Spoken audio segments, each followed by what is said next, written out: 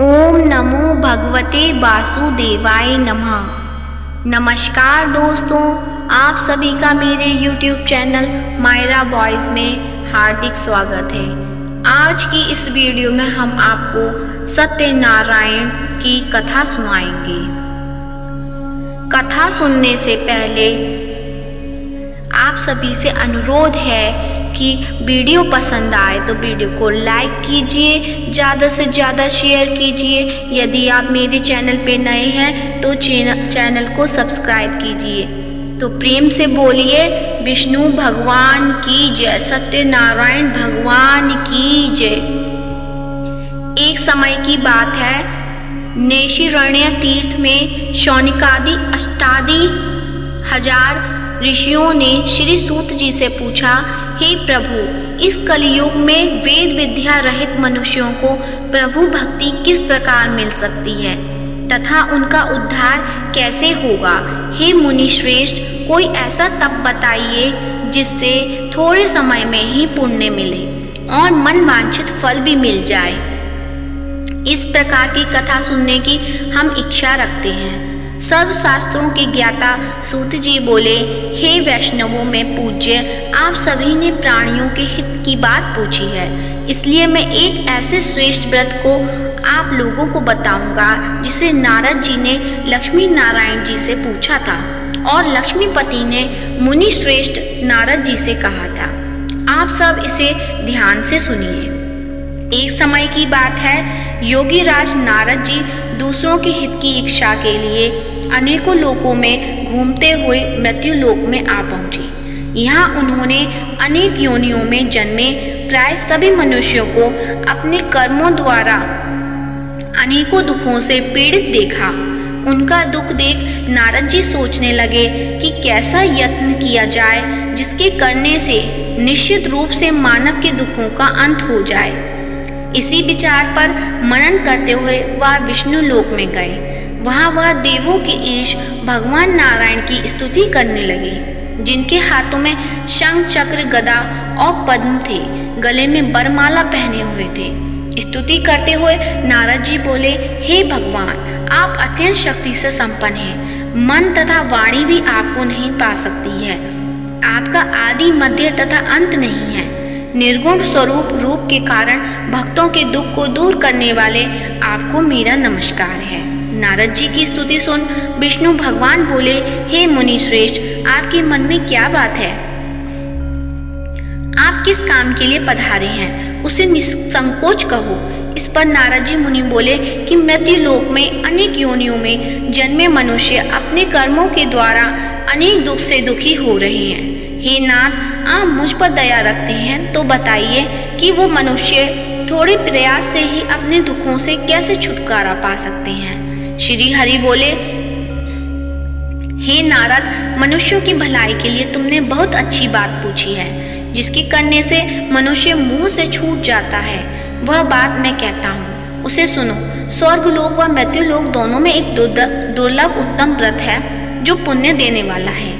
आज प्रेमवश होकर मैं उसे तुमसे कहता हूँ। श्री सत्यनारायण भगवान का यह व्रत अच्छी तरह विधान पूर्वक करने से मनुष्य तुरंत ही यहाँ सुख भोग कर मरने पर मोक्ष पाता है। श्री हरि के वचन सुन नारद जी बोले कि उस व्रत का फल क्या है और उसका विधान क्या है। यह व्रत किसने किया था, इस व्रत को किस दिन करना चाहिए, सभी कुछ विस्तार में बताएं।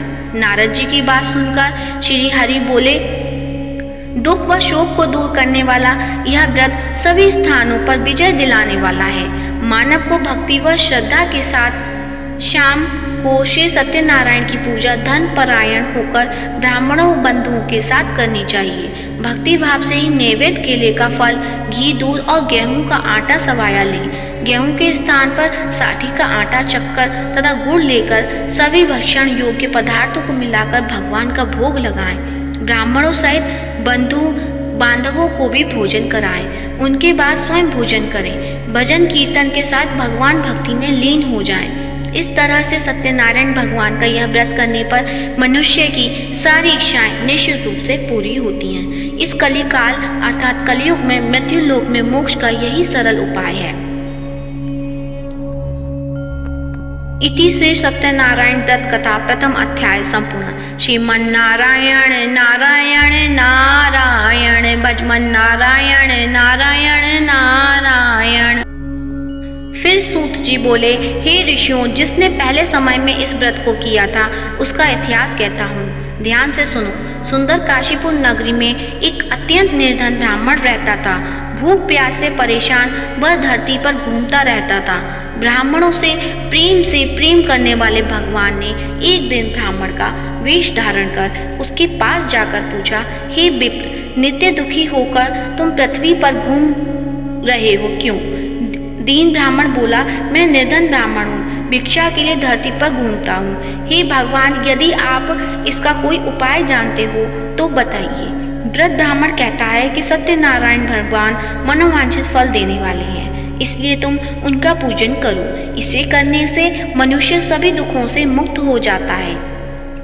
व्रत ब्राह्मण बनकर आए सत्यनारायण भगवान उस निर्धन ब्राह्मण को व्रत का सारा विधान बताकर अंतर्ध्यान हो गए। ब्राह्मण मन ही मन सोचने लगा कि जिस व्रत को व्रत ब्राह्मण करने को कह गया है मैं उसे जरूर करूँगा। यह निश्चय करने के बाद उसे रात में नींद नहीं आई। वह सवेरे उठकर सत्यनारायण भगवान के व्रत का निश्चय कर भिक्षा के लिए चला गया। उस दिन निर्धन ब्राह्मण को भिक्षा में बहुत धन मिला, जिसे उसने बंधु बांधवों के साथ मिलकर श्री सत्यनारायण भगवान का व्रत संपन्न किया। भगवान सत्यनारायण का व्रत संपन्न करने के बाद वह निर्धन ब्राह्मण सभी दुखों से छूट गया और अनेक प्रकार की संपत्तियों से युक्त हो गया। उसी समय से यह ब्राह्मण हर माह इस व्रत को करने लगा। इस तरह से सत्यनारायण भगवान की व्रत को जो मनुष्य करेगा वह सभी प्रकार के पापों से छूटकर मोक्ष को प्राप्त होगा। जो मनुष्य इस व्रत को करेगा वह भी सभी दुखों से मुक्त हो जाएगा। सूत जी बोले कि इस तरह से नारद जी से नारायण जी का कहा हुआ श्री नारायण व्रत को मैंने तुमसे कहा। हे विप्रो, मैं अब और क्या कहूँ? ऋषि बोले, हे मुनिवर, संसार में उस विप्र से सुनकर और किस किसने इस व्रत को किया, हम सब इस बात को सुनना चाहते हैं। इसके लिए हमारे मन में श्रद्धा का भाव है। सूत जी बोले, हे मुनियों, जिसने इस व्रत को किया है वह सब सुनो। एक समय वही विप्र धन व ऐश्वर्य के अनुसार अपने बंधु बांधवों के साथ इस व्रत को करने को तैयार हुआ। उसी समय एक लकड़ी बेचने वाला बूढ़ा आदमी आया और लकड़ियां बाहर रखकर अंदर ब्राह्मण के घर में गया। प्यास से दुखी वह लकड़हारा उसको व्रत करते देख विप्र को नमस्कार कर पूछने लगा कि आप यह क्या कर रहे हैं तथा इसे करने से क्या फल मिलेगा, कृपया मुझे भी बताएं। ब्राह्मण ने कहा कि सभी मनोकामनाओं को पूरा करने वाला यह सत्यनारायण भगवान का व्रत है। इनकी कृपा से ही मेरे घर में धन धान्य आदि की वृद्धि हुई है। विप्र से सत्यनारायण व्रत के बारे में जानकर लकड़हारा बहुत प्रसन्न हुआ। चरणामृत लेकर वह प्रसाद खाने के बाद वह अपने घर गया। लकड़हारे ने अपने मन में संकल्प किया कि आज लकड़ी बेचने से जो धन मिलेगा उसी से सत्यनारायण भगवान का उत्तम व्रत करूंगा। मन में इस विचार को ले बूढ़ा आदमी सिर पर लकड़ियां रख उसी नगर में बेचने गया जहाँ धनी लोग ज्यादा रहते थे। उस नगर में उसे अपनी लकड़ियों का दाम पहले से 4 गुना अधिक मिलता है। बूढ़ा प्रसन्नता के साथ दाम लेकर केले, शक्कर, घी, दूध, दही और गेहूं का आटा ले और सत्यनारायण भगवान के व्रत की अन्य सामग्रियां लेकर अपने घर गया। वहाँ उसने अपने बंधु बांधवों को बुलाकर विधि विधान से सत्यनारायण भगवान का पूजन और व्रत किया। इस व्रत के प्रभाव से वह बूढ़ा लकड़हारा धन, पुत्र आदि से युक्त होकर संसार के समस्त सुख भोग अंतकाल में बैकुंठ धाम चला गया। इति श्री सत्यनारायण व्रत कथा का दूसरा अध्याय संपूर्ण। श्रीमन्नारायण नारायण नारायण भजमन्नारायण नारायण नारायण। सूत जी बोले, हे श्रेष्ठ मुनियों, अब आगे की कथा कहता हूँ। पहले समय में उल्कामुख नाम का एक बुद्धिमान राजा था। वह सत्यवक्ता और जितेंद्रिय था। प्रतिदिन देव स्थानों पर जाता और निर्धनों को धन देकर उनके कष्ट दूर करता था। उसकी पत्नी कमल के समान मुख वाली तथा सती साध्वी थी। भद्रशिला नदी के तट पर उन दोनों ने श्री सत्यनारायण भगवान का व्रत किया। उसी समय साधु नाम का एक वैश्य आया। उसके पास व्यापार करने के लिए बहुत सा धन भी था। राजा को व्रत करते देख वह विनय के साथ पूछने लगा कि हे राजन, भक्ति भाव से पूर्ण होकर आप यह क्या कर रहे हैं? मैं सुनने की इच्छा रखता हूँ, तो आप मुझे बताएं। राजा बोले, हे साधु, अपने बंधु बांधवों के साथ पुत्रादि की प्राप्ति के लिए एक महाशक्तिमान श्री सत्यनारायण भगवान का व्रत व पूजन कर रहा हूँ। राजा के वचन सुन साधु आदर से बोला, हे राजन, मुझे इस व्रत का सारा विधान कहिए। आपकी कथानुसार मैं भी इस व्रत को करूँगा। मुझे भी संतान नहीं है और इस व्रत को करने से निश्चित रूप से मुझे संतान की प्राप्ति होगी।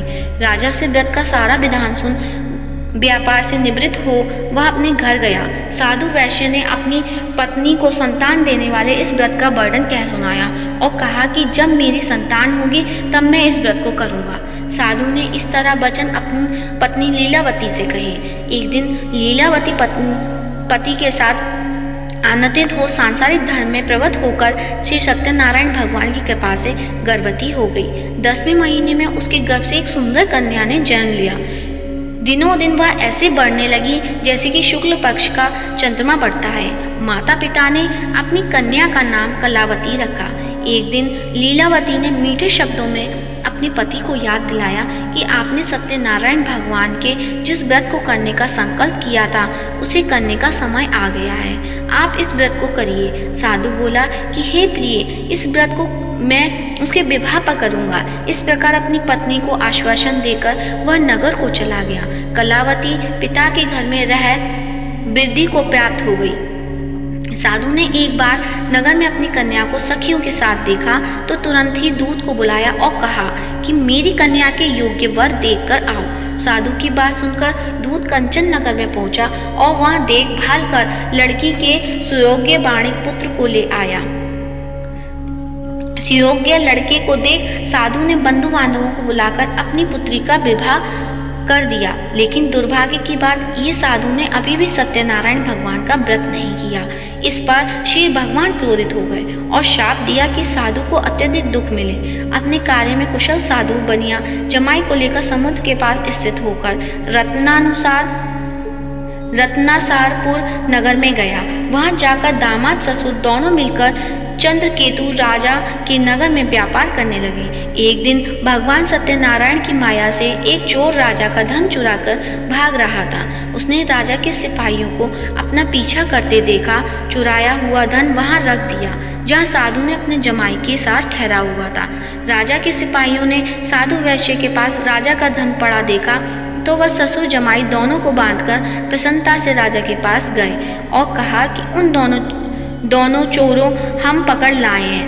आप आगे की कार्रवाई की आज्ञा दें। राजा की आज्ञा से उन दोनों को कठिन कारावास में डाल दिया गया और उनका सारा धन भी उनसे छीन लिया गया। श्री सत्यनारायण भगवान से शाप से साधु की पत्नी भी बहुत दुखी हुई।